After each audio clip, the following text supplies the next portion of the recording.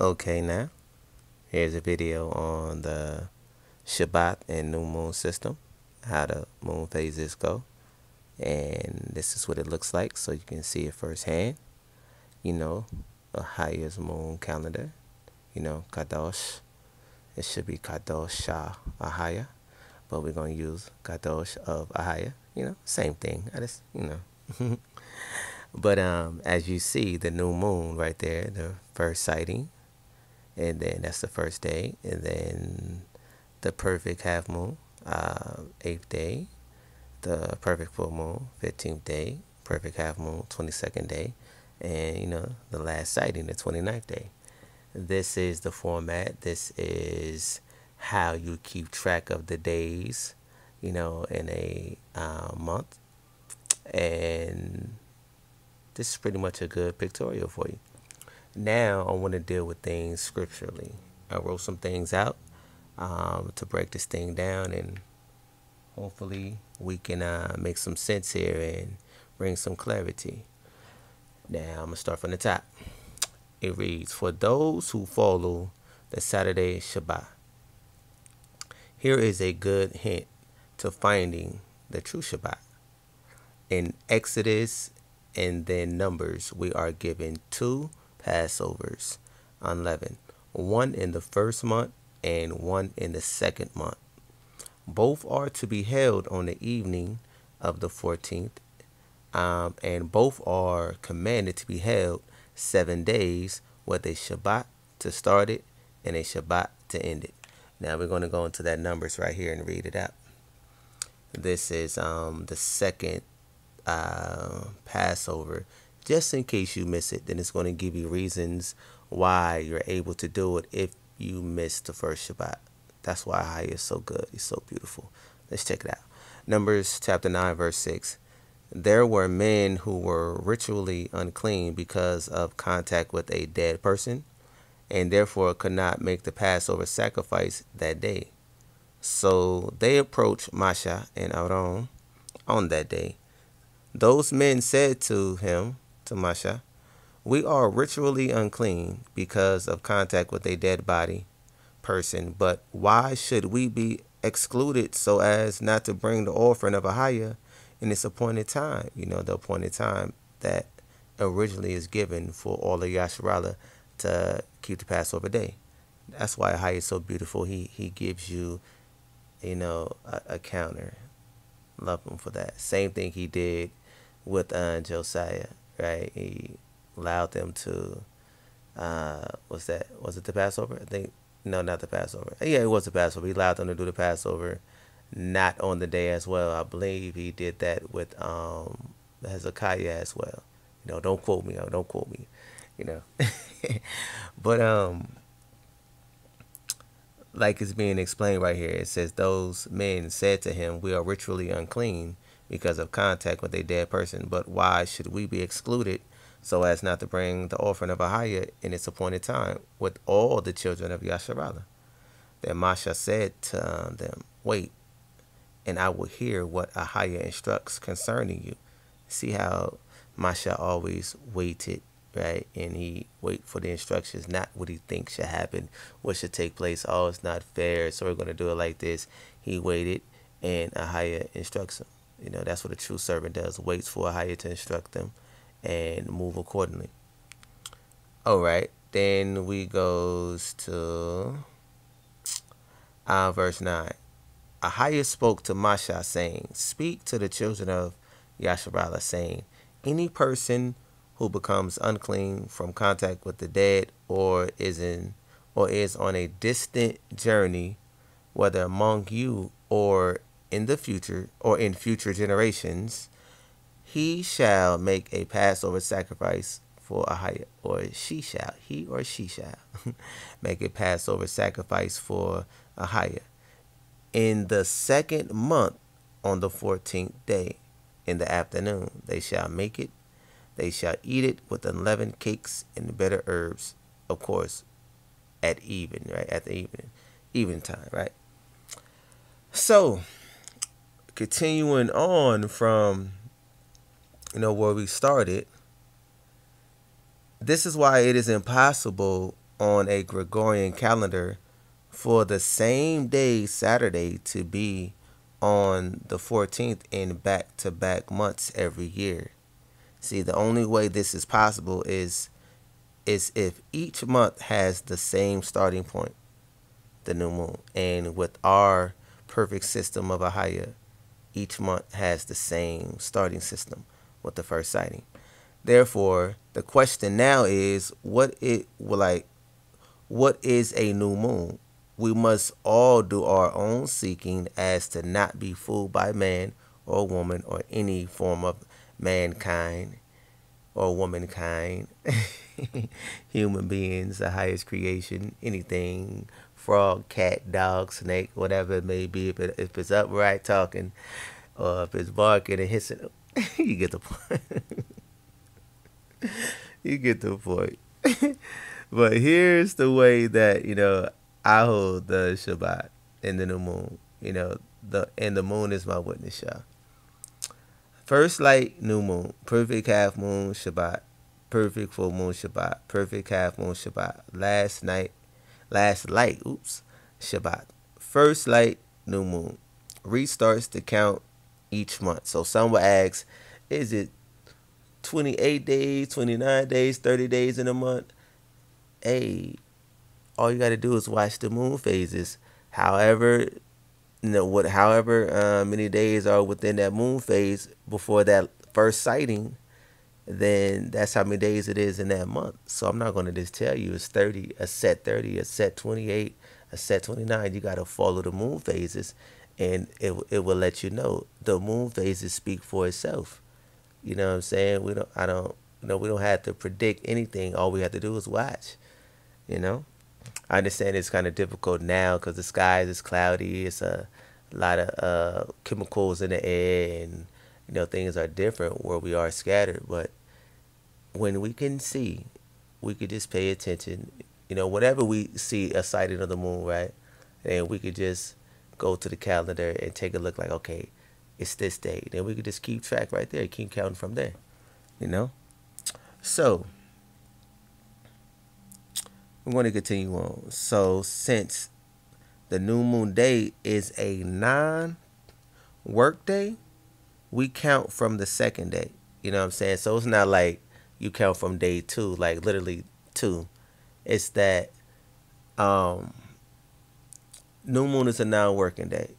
So, but it's still counted as a day on the calendar. So maybe I just said all of that messed up. So I'm going to rewind that back. So we're going to do that again. Rewind. So since the new moon day is a non-work day, we count from the second. Okay, so new moon, non-work day, but it's still day 1 on the calendar, but it's not considered day 1 for working, right? So you count day 2 as the first working day, but that would still make it 2 days in the calendar. But day 2 is going to be the first actual working day that we count. So that's where you count from. You count from the working days, because we get 6 days to work, right? So you just count from day 2 all the way, right? And then it's going to make it the 8th, 15th, 22nd, and 29th of each month. And each month for the hold on, why did I write it like that? You guys see that? It's going to be 8th, 15th, 22nd, and 29th day of each month, the Shabbat. I need to write better. This can be confirmed all throughout Scripture. You can start in Exodus 12, and don't forget to read that Exodus 9, because that's going to give you enlightenment on, just in case you missed the first Passover. You know what I'm saying? Just in case, for those, Then you can start in Exodus 12 when Ahaya or Abba returned the Shabbat to Yasharallah.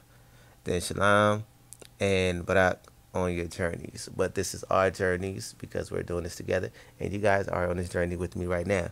Now, for all that total confusion that I probably gave you, we're going to just go straight to the calendar. I believe I have one down here, but we're going to read these scriptures. We're going to go straight down here. Do I have one? Yep, so here we go. Sorry for the screen jumping.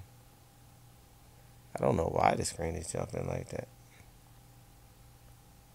It never does that. Wow. Okay, now for my little corruption. Here we go. So you see, day one, new moon. It still count as a, you know, as a work. It still count as a day on the calendar. So it's the first day, but it's actually the second day, right? That starts it as the first working day. So you count from there. Work day one, work day two, work day three, work day four, work day five, work day six, work, and then that's the eighth day is going to be the Shabbath. You see that? Because that new moon is still counted as the first day of the month. Day two will be counted as the first working day of the month. So then you count down. So you get 1, 2, 3, 4, 5, 6, 7. So it is the Shabbat. It is the seventh day Shabbat, because you get 6 days to work. And the seventh day will always be the rest day. But at every start of each month, the new moon day is never considered a working day. So you don't count that day in regards to work days, but you count it as the start of a month. So that's how the system goes. If you have any more questions and you want to go over things, we can definitely go over things. But I'm kind of mad that this is jumpy right now when I go up. Okay, it's not doing it now. Okay, cool. But when I go down, oh, why was it doing it before? I'm sorry, you guys. I don't know. Somebody might have epilepsy or something, and or anything, and then the screen jumping and then it trigger. I'm sorry. These iPads. Now we're going to read the scripture to put some things in perspective right here. So then, when you go to Exodus chapter 16, verse 1, it's going to go, and they took their journey from Elim, and all the congregation of the children of Yasharallah. Okay, you know what? I have to change this. I can't do that. Nah. Sorry, you guys are witnessing my OCD right here, right? Don't judge me. Don't judge me. You guys will do it too. All right, here we go. And they took their journey from Elim, and all the congregation of the children of Yasharallah came unto the wilderness of Sin, which is between Elim and Sinai, on the 15th day of the second month after their departing out of the land of Mizraim, or Egypt, right? Now, it's imperative to understand why that 15 days right there, and it's pointing at it, because that's like alluding to that it's a Shabbat day. That's why they took rest, in the wilderness of Sin, to keep the Shabbat day. So then right here, it's got a little number counting, to let bring it to visual. The 15th. There you go. 15 plus 7 is 22nd. 22 plus 7 is 29. Just pretty much showing that, things are still in order and account in scripture, where we could see why they took rest here on this particular day, because it was the Shabbat. And it's in correlation to the order form of the Shabbat, 15, 22nd, 29th, right? And then we got 15 minus 7 is 8, just still doing the number thing. So you got the 8th, 15th, 22nd, 29th day of every month for a biblical Shabbat. Because on the 6th day, it would have been the 21st day. The 7th day would be the 22nd day. The new moon is the cause of this, due to the gates being closed on the new moon and the first light of the moon. And the second day of the month will be the first working day. Pretty much what I've been explaining. Out of 6 working days, by the time you get to the 7th day of the work week, you will land on the 8th day. That just pretty much, in layman terms, because it could go over anybody's heads, kind of went over mine, and I wrote it. Pretty much just with the calendar map that's being shown. That's all that is saying. It's saying that you get the visual, the words right here, but then the visuals on the calendar, so you can just swallow that up right there. Just in case you get. Come on, don't start doing that. No jumping, you guys. No jumps. Okay, now Exodus 16:5. Then it goes, and it shall come to pass that on the 6th day they shall prepare that which they bring in, and it shall be twice as much as they gather daily. So you just gather twice as much as you need, maybe for yourself or your household. so you don't be left without, because you can't do that, when that 7th day come in. So you just got to get, as much as you need so you don't violate the Shabbat. Okay, Exodus chapter 16, verse 22. And it came to pass that on the 6th day they gathered twice as much bread, 2 omers for one man, and all the rulers of the congregation came and told Moshe. Okay, once again, this gathering much needed, for your household or yourself, or in particular, for the rulers, so they won't violate Shabbat or be hungry, because we could eat. We can eat on the Shabbat. I don't know about y'all, but Shabbat used to make me hungry. I pretty much just snacking and eating everything. I make a meal, still kill that, and then I get some snacks, kill that, drinks, kill that. I'm like, man, I done ate everything. Like, what I'm gonna eat for the rest of the week? So you know how the Shabbat be. You get hungry, then you go to sleep. It's one thing beautiful about the Shabbat. Okay, no jumping, no jumping. Come on, you guys. I'm sorry. Exodus 16, 23. Then it says, and he said unto them, this is that which Ahiah said. Tomorrow is the rest of the holy Shabbat unto Ahiah. Bake that which ye will bake today, and that seeth that ye will see it, and that will remaineth overlay up for you to be kept until the morning. So that's how the Shabbat starts in the morning and not at night, because like you cooking during the day and then you cooking that evening, and you just going to sit the food out, right? And it's not going to spoil, it's not going to be rotten. Everything is going to be still fresh and pretty sure tasty and just delicioso. Because the highest right there is going to make sure it stay fresh and good. So then you eat it in the morning. So you cook your food in the day. You can even cook it at night. Then let it sit up, let it lay up, and you wait till the morning and eat, for the Shabbat day. That's why you grab the 2 omers. That's why you get 2 portions, or twice as much. So you have enough. Exodus 16:29. See for that Ahiah have given you the Shabbat. Therefore he giveth you on the 6th day the bread of 2 days. Abide ye every man in his place. Let no man go out of his place on the Shabbat day. Now this is on the 7th day, Shabbat day. Now this is one of my big pet peeves right here as well. Like leaving your home, your dwelling place on the Shabbat day, that's violation to Ahiah. So a lot of you camps, a lot of you people who just leave your home and go keep Shabbat somewhere else, like actually just literally leaving and driving somewhere. Now you can go to your front lawn, you can go to the backyard. You're not leaving your dwelling by doing that. You can go on the porch, you can go on the outside, in the back and sit. You can camp out in the back if you want. If you have like a home, a yard, you could do that, but you can't leave your dwelling place and go somewhere else.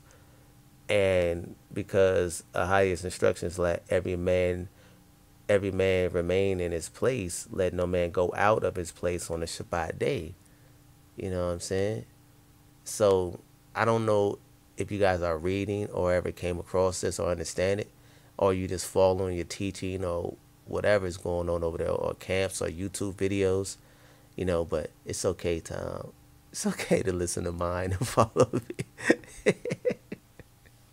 I'm gonna try my best not to deceive you and make you follow after my heart. My heart shall always be after the highest, and whenever it's not, feel free to address me, and just make sure that you're truthful. It's from a higher, and it's not deceit. It's not from your own heart, or you're not being prideful or stern.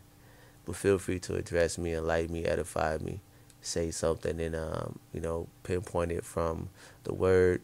If you got a vision or anything like that, I would discern it if it's of a higher, but at least I know what visions. If the thing come to pass, then I know what it is, and you just discern and get a good beat on someone's character, blah blah blah. There I go rambling. But that's just my thing when it comes to people leaving their homes to go to a different vicinity on the Shabbat day. Is violation, and it's not, that's not being lawful or righteous unto a higher. Now we're going to go to Ezekiel. Come on, don't do that. Stop. Oh my gosh. Why is it doing that? It never does that. Okay, now we're going to end it off here with Ezekiel 46, verse 1, of course. Then it says, thus saith Ahaya Allah, not not the idol name, but Allah, which means power. This is the Paleo-Phoenician Hebrew, or should I just say the Paleo Phoenician language, because Hebrew is not a language. Hebrew is a term to cross or to cross over. Hebrew is not a nationality. It's none of that. It was given unto Eber. It was given unto Abraham. It was passed down through translations, in these books that we read, but we're not called Hebrew Israelites. Ahaya referred to us as the children of Jacob or the children of Yasharallah, not Hebrew Israelites. Anytime we are being deemed with that term Hebrew is when they're making either it's really a derogatory term towards us or a mockery towards us. It's like, oh, you don't even have your own land, you don't even have your own home, you Hebrew. Who are you, a Hebrew? That's how the old pharaohs, like the little movies I used to watch, especially with my daughter. We used to watch the animation not Exodus movie, but it was Ten Commandments. It was like these, like the pharaoh would speak like this, these Hebrews. Just like it was a sickening thing. It was disgusting. Like, ugh, like these Hebrews, meaning like they don't have a land. They don't even have a, like they would say, a god, a power. They don't have a deity. Who was these Hebrews? I don't like them. Yeah, we don't like them. Very, very hateful people. That's what they said in the movie, not me, y'all. I'm sorry. But, just rambling on that. We're not Hebrew, y'all. We are the children of Yasharallah. So I'm going to read that again. I'm starting from the top. Exodus 46:1. Thus saith Ahaya Allah, our power, right? The gate of the inner court that look toward the east shall be shut the 6 working days. Why does it got to say the 6? That look toward the east shall be shut for 6 working days, right? But on the Shabbath it shall be open, and on the day on the new moon it shall be open. Seventh day. Yeah.